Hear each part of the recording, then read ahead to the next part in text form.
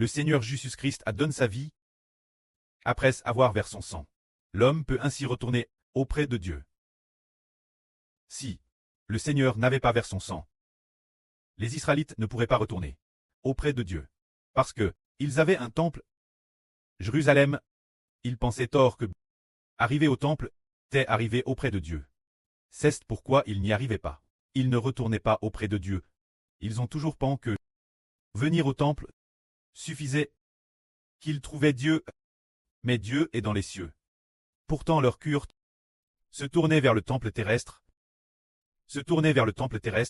Alors nous comprenons que, si le cœur de l'homme se tourne vers le temple terrestre, alors il ne trouvera pas Dieu.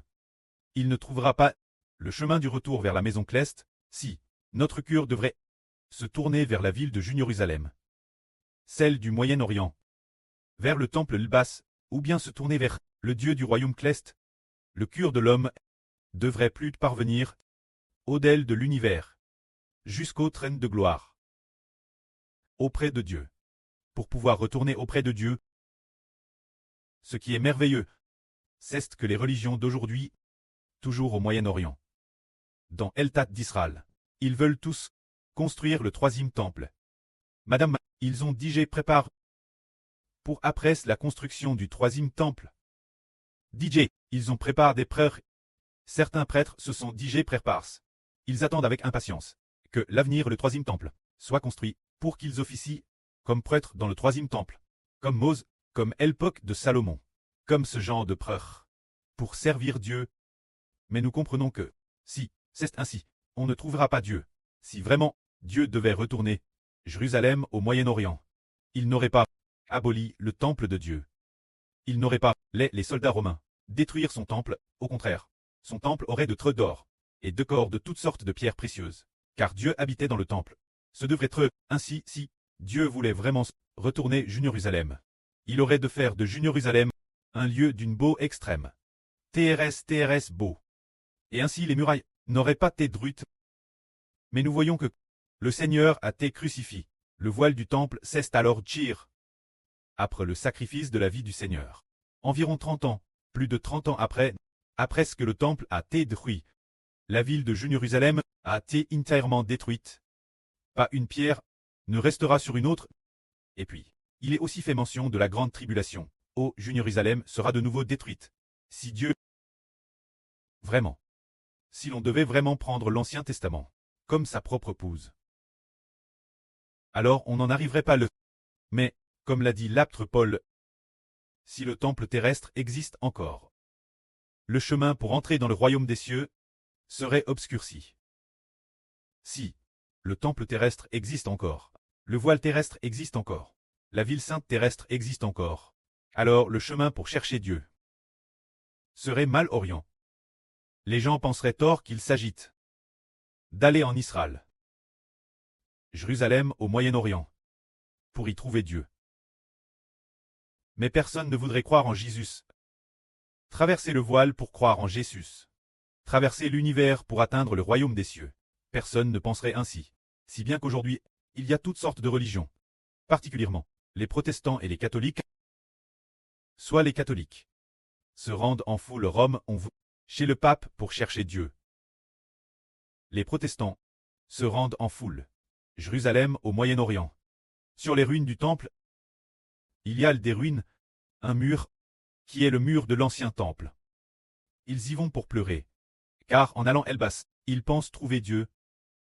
Quand notre Seigneur Jésus a dit, ici, il ne restera pas pierre sur pierre, tout sera détruit. Ce que le Seigneur Christ voulait dire par détruire, c'est qu'il détruirait le temple, et qu'il détruirait aussi la ville sainte de Jérusalem, pour dire au monde, pour faire savoir au monde, que Dieu a déjà aboli l'ancienne alliance. En venant au temple de l'ancienne alliance, en venant à la Jérusalem de l'ancienne alliance, on ne trouvera jamais Dieu. Pourtant, leurs yeux ne se sont pas ouverts. Ils sont constamment séduits. Et le Seigneur Christ a donné sa vie, précisément pour nous sauver, pour nous ramener la Jérusalem céleste, et non pas pour nous faire retourner la Jérusalem terrestre. La Jérusalem céleste est notre erreur, notre pré céleste, notre pré habite dans la Jérusalem cleste. Nous devons retourner dans notre demeure cleste. Alors sur le chemin du retour, nous n'irons pas Jérusalem au Moyen-Orient pour adorer Dieu, mais en croyant au nom de Jésus-Christ. En devenant une nouvelle création, nous pourrons retourner au royaume des cieux. C'est le mystre de la vie. Concernant ce mystre, seuls les aptres du Seigneur Christ pouvaient le comprendre. Jusque la crucifixion du Seigneur Christ, permettant ainsi aux hommes de retourner au royaume des cieux. C'est ainsi que, l'époque de l'apôtre Paul, dans le livre des Actes des Apôtres, il est rapport cet événement. Comme Paul retournait Jérusalem, alors, Paul et Al Jérusalem pour coûter. Jérusalem, pour coûter les anciens de Jérusalem. Se dire ceux qui croyaient au Seigneur, qui dirent Paul, frère Paul. Ici, Jérusalem, beaucoup de frères disent, tu t'opposes au temple et la loi de Mose. C'est pourquoi il y a ici beaucoup de personnes qui ont cru, des gens de la loi de Mose, qui ont cru au Seigneur, pour l'amour d'eux, va dans le temple. Et fais semblant d'y aller, pour accomplir un rite de purification. Et puis, afin que tous les frères sachent que tu ne t'opposes pas, la loi de Mose, ni au temple. Paul y est donc allé, et a fait ainsi, accomplissant le rite de purification. C'est ainsi qu'il a été par ceux du temple de l'époque. Ces prêtres, ces juifs, qui ont violemment battu Paul, l'ont hart, voulant le tuer. Par la suite, Paul a été immédiatement. Ce moment-tel, par les Romains. Ce tribun, le tribun, accompagne de quelques centurions, venus pour arrêter Paul, pensant que Paul était un grand rebelle. Plus tard, il a découvert que Paul était cause de son opposition, la loi de Mose. Alors, voyons voir. Si la loi de Mose est bien utilisée, c'est certes une bonne chose, mais la loi s'adresse aux pécheurs, aux personnes non rachetées. Pour quel tu tiens la loi de Mose? Auparavant, les frères Hébreux ne comprenaient pas. Ceux qui ont cru au Seigneur, qui ont été rachetés, aiment tendrement le Seigneur, et deviennent une nouvelle création. Les personnes non rachetées, Elta d'Israël au Moyen-Orient. Les gens de l'Ancienne Alliance, ce sont eux qui lisent la loi de Mose, les gens de l'Ancienne Alliance. Les gens de l'Ancienne Alliance s'y attachent fermement en disant, comment offrir des sacrifices? Comment aller offrir des sacrifices dans le temple? Tout cela appartient à l'Ancienne Alliance. Selon la chair de la nation d'Israël. Pour nous, sous la Nouvelle Alliance, la nation d'Israël, notre loi, c'est Jésus-Christ. Mais nous ne l'appelons pas loi. Nous l'appelons Grèce. Notre Grèce, c'est Jésus-Christ. Notre évangile, c'est Jésus-Christ. Notre alliance, c'est Jésus-Christ. C'est pourquoi, en recevant le Seigneur Jésus-Christ, en croyant au nom du Seigneur Jésus-Christ, nous avons tout reçu. Nous n'avons qu'une seule règle. Croire au Seigneur Jésus-Christ. Croire au Seigneur Jésus-Christ, c'est tout obtenir. Cela surpasse de loin la loi. Et nous donne la vie éternelle. Croire au Seigneur Jésus donne la vie éternelle. Croire en la loi ne donne madame pas la vie. On reste un pécheur. Croire en la loi. Observer la loi de Mose, réciter ses écritures, cela ne sert à rien. Plus tard, le frère Hébreu a compris. Cette chose, c'est cela, madame. Elta d'Israël au Moyen-Orient. Actuellement, ils s'en tiennent encore fermement aux enseignements de la loi. Alors nous comprenons que puisque Dieu a déjà détruit le temple entièrement, et que Jérusalem au Moyen-Orient a également été détruite autrefois, maintenant, ils en font leur tas, et l'ont reconstruite. Après sa reconstruction, pendant la période de la grande tribulation, elle sera de nouveau détruite et, après avoir été détruite nouveau, l'évangile des frères Hébreux se propagera, permettant l'État d'Israël de comprendre que, en réalité, Dieu ne pourra jamais retourner en Israël au Moyen-Orient. Dieu sera dans le royaume des cieux. Il sera pour toujours et jamais dans la nouvelle Jérusalem, celle de la Jérusalem céleste, et non dans la Jérusalem terrestre, afin que l'Israël du Moyen-Orient puisse se détourner et revenir Dieu. Ils veulent aussi revenir Dieu. Mais ils ont pris le mauvais chemin. Ils veulent revenir Dieu, et veulent construire un nouveau temple pour Dieu. Et puis, ils pensent qu'ainsi, ils pourront se rapprocher de Dieu. C'est faux. C'est que Dieu n'habitera pas en Israël au Moyen-Orient. Il habitera dans l'Israël du royaume céleste. Comment devons-nous faire pour retourner Dieu? C'est le nom de Jésus, qui est le temple de Dieu.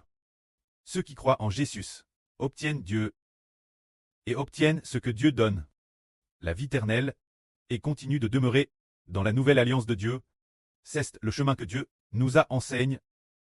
Mais si le précleste n'ouvre pas notre sagesse, les yeux de l'homme seront toujours comme s'ils étaient incapables de voir que Jésus est le véritable temple. Le Seigneur Christ a dit ainsi: détruisez ce temple, et en 3 jours, je le releverai. Le Seigneur est à le dire que le Fils de Dieu, Jésus Christ, est le temple de Dieu. L'Esprit de Dieu est dans le Seigneur Jésus. Ceux qui croient au Seigneur Jésus peuvent alors obtenir Dieu et retourner auprès de Dieu. Nous avons autrefois, dans la Bible, compare le royaume de Dieu. Une femme. Alors si le royaume de Dieu est compare une femme, se dire Jérusalem, cette femme devrait être très belle. Mais les murailles de Jérusalem ont été détruites, ce qui est comparable au fait que Dieu a repudie et a laissé son épouse toute nue, sans murailles. Et puis, il a aussi détruit le temple, ce qui est comparable au fait que Dieu a dire avec cette femme, cette alliance de mariage, qu'il a dire. Cette alliance, le temple fut détruit. Se dire que le contrat de mariage fut déchire. Le temple fut détruit. La ville sainte de Jérusalem fut également détruite. C'est un peu comme si, non seulement avec sa concubine, il avait dire le contrat de mariage, mais en plus, il avait jabil cette concubine, complément et l'avait abandonne. La laissant nue, en disant, je ne veux plus de toi, comme épouse, tu ne peux pas porter mes vêtements, je t'enlève tes vêtements, tes boucles d'oreilles, ton anneau de nez, les bracelets et bagues que tu portes, je te les retire tous. Ce qui signifie que la ville de Jérusalem fut entièrement détruite, symbolisant que Dieu a aboli l'alliance conclue avec une femme pour retourner auprès de son épouse légitime qu'il aime profondément. Car son épouse légitime, lui, a enfant, le propre Fils de Dieu. Mais quand l'ancienne alliance, l'alliance avec cette femme, avec cette concubine, conclue avec elle, cette concubine n'a pas enfant d'enfant, mais a plus enfant des enfants sauvages. Elle a enfant, les enfants d'autrui, les enfants d'autres dieux, et non les enfants de Dieu. Alors Dieu dit, j'aille fait alliance avec toi, te prenant pour épouse, mais tu as partaille la couche d'autrui, enfantant les enfants d'autrui, sans enfanter les miens, sans aucunement enfanter les enfants de ma propre chair. C'est pourquoi j'ai aboli l'alliance avec toi. En abolissant l'alliance, il a détruit le temple, et je ne veux plus de toi. Comme femme, les vêtements que je t'avais donnés, retire-les. Ainsi, la ville de Jérusalem fut détruite. Que la gloire soit auprès et au Seigneur. Amen.